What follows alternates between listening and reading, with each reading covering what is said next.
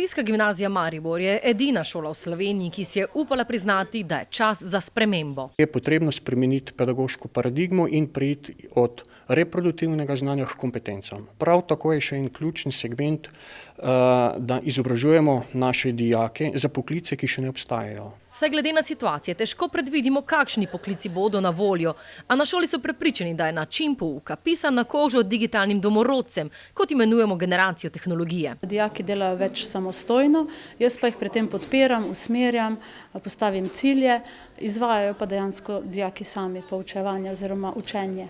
Microsoft v svoj program izobraževanja inovativnega pouka vključi vsako leto 60 šol po celem svetu. Največ takšnih šol je v Avstraliji in v Ameriki, vedno več pa jih je tudi v Koreji.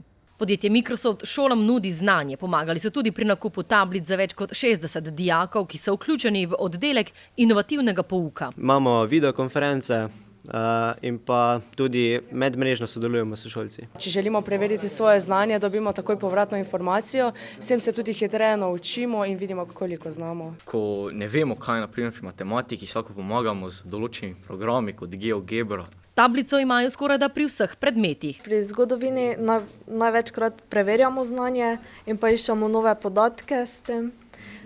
Recimo pri športni vzgoji smo se posneli in pogledali počasni posnetek. In če je verjeti britanski raziskavi, da je online skoraj 40% triletnikov, je na nas odraslih, da obogatimo življenje digitalnih domorodcev z modernejšim načinom pouka.